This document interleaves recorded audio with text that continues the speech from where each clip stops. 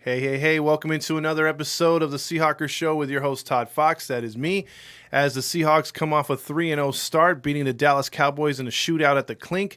Before I get to Miami game for Week 4, the preview, which is what this show's about, please like and subscribe and tell your Seahawk friends about us, and hopefully I entertain you, and hopefully I can entertain them trying to grow this page. But without business out of the way, the Miami Dolphins, the Seattle Seahawks. Seahawks come in 3-0, like I said, and they play the 1-2 Miami Dolphins in Miami.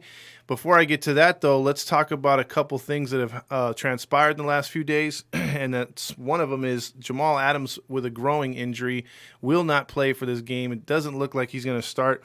Also, Quentin Dunbar looks like he's not going to play. Dwayne Brown and his knee could be a problem for this game. Also, Benson Mayowa, the rookie, growing injury. Poona Ford growing. And Jordan Brooks with a knee as well. Chris Carson actually participated a lot with that cheap shot that he took from the Cowboys player on Sunday with a twisted knee. In all actuality, in my opinion, like I'm not Pete Carroll or anything, obviously, but I would rest these guys as much as I possibly can. I know it's a trap game. I know it's an NFL game. It's a tough game against the Miami Dolphins on the road. But just the fact that we have a bye the following week and we can give these guys an extra week of rest, I wouldn't want to chance any of these injuries unless the doctors say it's a complete go and it can happen. So with that being said, let's just get to what we think the Seahawks can do in this one, and that is beat the Miami Dolphins. A lot of people are looking over the Dolphins as far as Seahawks fans. I've been on a lot of pages. They think we're going to be easily 4-0, but there's a couple things to consider in this game. Miami Dolphins, I don't know if you follow them a lot. They're a pretty tough team, and they always underperform when it counts. However, when they're at home, they're a different squad, and they also make you wear your darkest jerseys on the hottest day. So I'm pretty sure, even though I'm wearing the wolf gray right now, the Seahawks will be wearing their blues. They're dark blues in this one because the Dolphins will look for any advantage. And the weather forecast for Sunday in Miami, which is a 10 o'clock start here in the Pacific, but a 1 o'clock start there, is 87 degrees, 40% humidity, and a 50% chance of thunderstorms and rain. So it's going to be a hot, rainy, sunny, just brutal kind of day in Miami like it usually is. When these teams usually hook up, and they hook up every 3 years or so, the Dolphins and Seahawks play pretty close games, especially in Miami, and I don't think this is going to be any different. I'll give you my prediction later, but let's get to some highlights. I'm going to show you exactly what I think as far as the Seahawks' strengths and weaknesses are in the Dolphins, but we're going to start with the Dolphins right here, what you got to do against them for the Seahawks to be successful, and what you have to do against the Dolphins to rattle their cage a little bit. So I'm going to get into the Dolphins here first. I'm going to show you a couple of highlights here. Obviously, there goes the logos. And this is the Jaguars and Dolphins. I'm going to show you the first few plays of this game, and I'll show you exactly what I mean by see how right here the Jags play a different defense. They're actually playing a 4-4 with 4 linebackers right there, and you have 4 defensive linemen here. You have to get to Fitzpatrick. Now, I'm not going to say this. The Seahawks pass rush did a little bit better against Prescott, forcing the 2 interceptions, which was great because on the last play of the game, they were able to rattle Prescott just enough to where he couldn't set his feet, and he threw like just a lame duck to the end zone. And then right before half, Shaquem Griffin made a nice play because of that pressure. In this drive right here, the Jags don't get much pressure on Fitzpatrick, and a lot of people are looking at Fitzpatrick as the old wily veteran. He could still run, as I'll show you a couple of these plays, and he's very accurate. However, when you put people in his face, like Buffalo did and Jacksonville didn't do, he can make mistakes, and here's where he capitalizes on no pressure. Fitzpatrick to put it up. Pass is caught. That is Durham Smythe. And Seattle can't let the Dolphins get into a zone to where they could run the clock. And if they're able to run the clock and keep the clock going, getting these second and shorts like the Seahawks have been doing to their opponents, it's going to be a long day. And the Seahawks passing defense is ranked currently 32nd in the league. So I mean, if you got to think of positive, the only way to get better is to go up, and they can't go any worse than 32. They give 450 yards to Dak Prescott. If they give up that many yards or close to 400 to Fitzpatrick, which he is capable of doing, the Seahawks are in for a long day. So it's a must that they control that pass game, and it's going to be a little harder without Jamal Adams and Quentin Dunbar out there. So the Seahawks defensive backs are going to have to step up. Shaquem Griffin, Trey Flowers, those guys got to play better than what they did last week because they got torched by the Cowboys. However, the Dolphins receivers aren't as good as the Cowboys, so that's another thing to look at.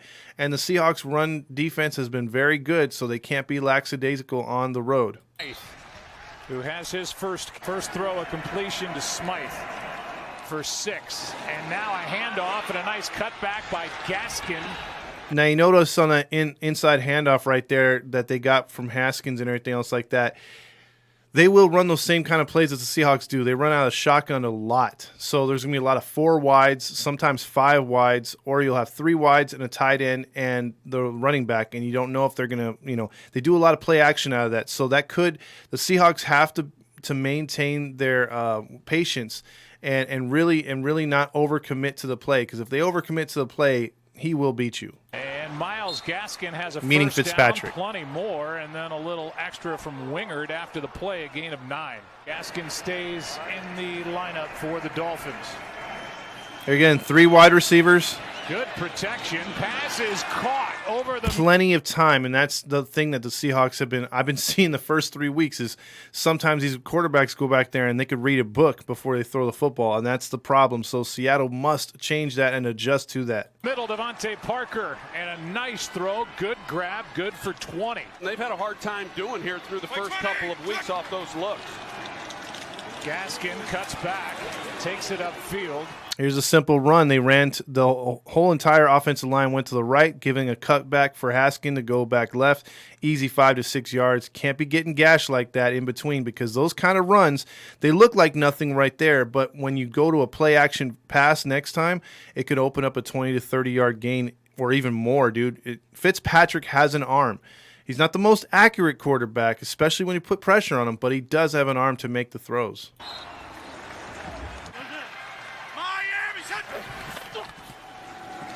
Handoff here. It's Gaskin again, and he's picking up 5-6 yards out of the shotgun. A first down. He's had some nice runs here in the early going. They fake it his way. Fitzpatrick throws and a dive. Now, see, that's a terrible pass. And watch the corner right there. He's too busy clapping. He doesn't realize this isn't college football anymore. You got to touch the guy when he's down. Grab is made, not touched is Grant. And he... But anyway, the reason why I show that play too is a play action pass. And that's what the run will set up. The run will set that up to where the corners fall back on the receivers. And when it goes play fake, like guys like Trey Flowers, who was beat ridiculously too much last week, played too far off the receiver, and that's what happens. They just do little curls, come back, and they're wide the hell open. That was a terrible pass, though, by Fitzpatrick, but the receiver made a nice grab on it, so there you go. But that's what can happen. So I'm just showing you a few more plays about the Dolphins. Pops up and gets some extra yards to the 18. So Grant got a few extra yards. Here is Gaskin, a nice cutback, and he takes it to the 11. Again, if you're hitting on the pass, the run opens. If you're hitting on the run, the pass opens. You got to stop these drives. Seahawks have been not good at stopping drives. 3rd down and 1. Gaskin, first down to the 6.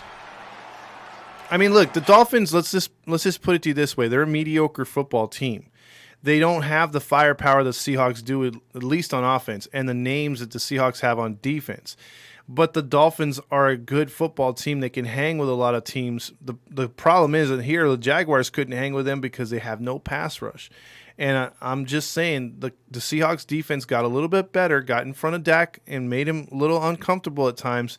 But in this game, he had forever. Fitzpatrick throws for the touchdown. And they will slant you to death. And that's what scares me is 5 receivers, and they will go inside, do little picks, get open. I mean,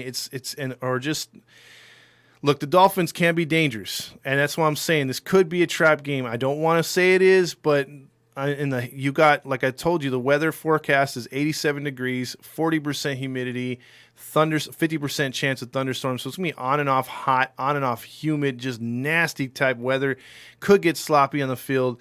But if it doesn't, the Dolphins are out there keeping drives alive in that heat with our big up front four and then our linebackers and everything. And then wearing those dark jerseys, it's going to be hard to maintain and hard to keep their endurance. So this is going to be a tough football game, a lot tougher than what people think. Preston Williams. They have shown the balance offensively and had the one completion to James Robinson, but we're able to get Again, underneath, right there, the Jaguars are playing zone, and if Seattle gives that up, it's going to be there all day. off the field. So a good start defensively for them as well. Fitzpatrick can still move.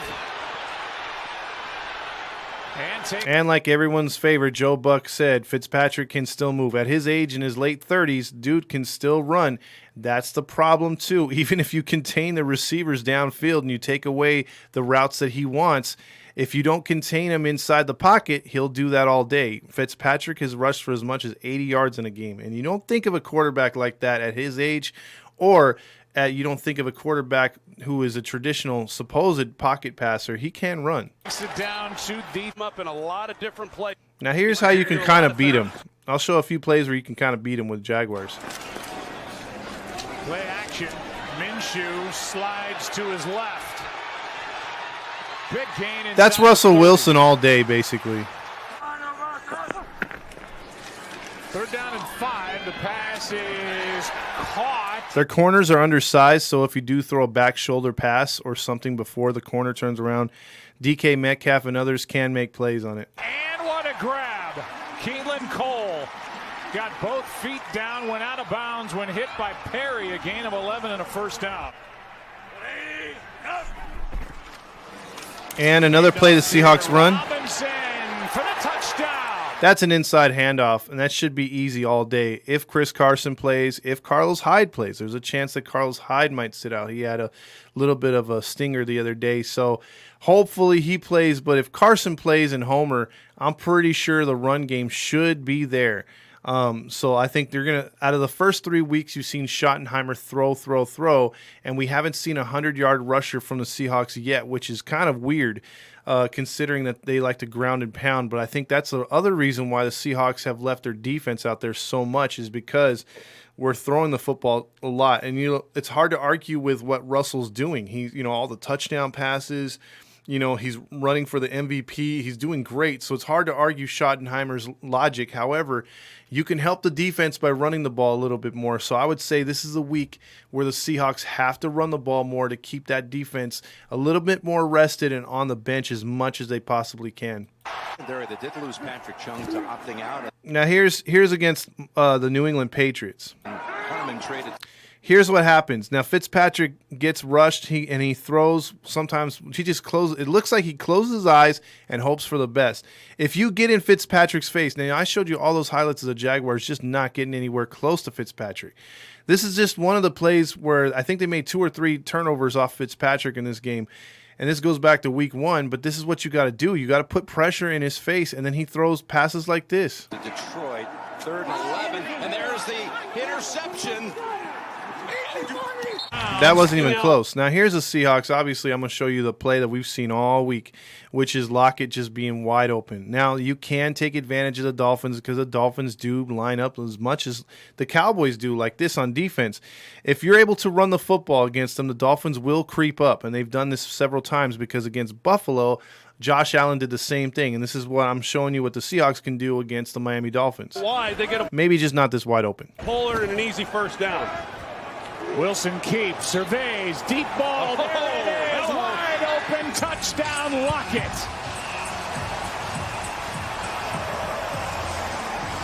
Too easy, right? I don't think that'll happen against Miami, but plays like this, check this out. This is later in the game. Plays like this where Wilson can extend, and I think the Dolphins' pass rush won't be able to get to him because obviously in the first 3 weeks, an A-plus has to go to the offensive line now. I know they gave up 3 sacks to Alden Smith last week, but that was a miscue, I think, on Brown. Brown was just playing with a bad knee. and he was abused 3 times by freaking Aldon Smith. But other than that, the Cowboys really didn't get home against Wilson. Wilson was able to do plays like this. In a position to win themselves. They've punted the ball 3 straight possessions. And again, Wilson having a tough time finding anyone until he finds Olsen up to the 45. And by the way, on that last play, there was a great block right there by Disley. He was holding that defensive end. Not holding him, but he was just keeping him away from Wilson. I thought that was awesome. But that's what Wilson could do. Buy you some more time. Let's see. This play right here. This is look, this play right here. Watch. Against the Patriots. This is what the Seahawks need to do. Little slants like that can beat that Dolphins defense. The Patriots play a similar style to the Dolphins coming from the AFC East. So they will blitz at times, like we saw a lot of times. New England blitzed and did not get home against Russell Wilson. Here's just a couple more plays where take what the freaking defense gives you. And it's hard to criticize Russell Wilson. I'm not criticizing him. I'm just saying if he just sticks to the same game plan, they should be in good shape, but just mix in more runs because, again, you want to keep in this hot, humid weather, and we're barely into the first week of October. They're going to need to rest that defense as much as possible. You don't want to keep them out there because then they're more susceptible to the big play, so you want ball control. So Seattle takes ball control, takes time of possession, throws when they have to, run when they have to, mix it up really good because I think Schottenheimer has been more of pass, obviously, than he has run. And, well, I think he needs to, mix it up because, especially with all the injuries. And that is DK Metcalf making the catch, and Gilmore makes the tackle. And Carson into the slot. Stays in the block. Wilson, good as he throws, deep downfield. It's going to be caught by Metcalf for the touchdown. 5 yards. And right there, you got plays all day. You can take those shots to Metcalf because I think in this game you're going to see 1 or 2 shots, or maybe even more. With the humidity, the ball should fly pretty good, so you might be able to chuck it a little further. And I think Lockett and Metcalf will make some plays. Here's 3 more plays I want to show you real quick before we bounce. These are just easy passes that Wilson can have all day. Wilson throws. 9-yard. Make it second and short. Just keep doing that. Wilson fires. Right Pure power. Metcalf. Gave his teammates confidence in him. 7. All day. Gets enough for the. Lockett is easily the best route runner we have, and that dude will find the first down no matter what. He's got a great sense of where it's at. Tremendous route runner. So in this game, they see the score right there. I'm predicting the Seahawks to win 31-21. At first, I had the score a little bit more down as far as I thought it was going to be maybe a 20-16 game. But I think Seattle will get maybe a field goal late to put this one away. Like I said, the keys to this game is being able to stop Fitzpatrick from doing his Fitz magic. Keep him in the pocket, put pressure on him. Don't let the Dolphins get any kind of run game. You haven't given up anything at all on the ground in the first 3 weeks. Let's keep it that way. And I think the only way you can do both those things defensively, like I've said a couple times on the show already, you got to keep your own defense off the field, which is ball control, run the ball a little bit better. It's kind of hard without Carson, so Hyde will have to step up this week. We don't have our other back as well. And we just have Travis Homer as well, so it's going to be a little bit difficult to run the football, but we got to keep them off the field. And Wilson's just got to do Wilson things, man. Wilson's got to be able to keep finding the first downs, keeping it second and short, just continually putting pressure on the Dolphins. And because I think this game, to me, means more and is going to be more difficult than the Minnesota Vikings in 3 weeks. Because in 3 weeks after the bye, we get the Minnesota Vikings at home. The Vikings are reeling. I'm pretty sure they're going to lose to the Texans this week. That whole offense is a joke. The team is falling apart. Watch for the Vikings to get pounded this week. And I'm just saying, if we can beat the Dolphins, I'm pretty confident we can take care of the Vikings at home before we start getting into divisional games, and we could be sitting there at a nice 5-0 clip. But this game by far is the most scariest to me because on the road, tough weather conditions, and just the fact that we're kind of banged up right now, and the defense secondary-wise has not stepped up to the plate yet. I would love for this game to be that type of game where Fitzpatrick throws 4 picks and we dominate. That's what I'm hoping for this week. I'm hoping he throws some errant passes. I'm hoping they make some mistakes. The Dolphins are capable of making turnovers, so let's take advantage. So with that being said, like I said, like and subscribe, share this video, please. Seahawks, Dolphins, Week 4. Enjoy the game. I'll have the Seahawkers show recap on Monday. Let's see if I'm right or wrong, and let's see if the Hawks can get that 4th win. So until then, this is TofddFoxx, your host. Check out my other stuff on The Grinds. Look us up. I do a podcast and everything else like that if you like what you hear. I just don't talk Seahawks football. I talk all kinds of football and other kinds of sports as well. So with that being said, have a good one. Go Hawks.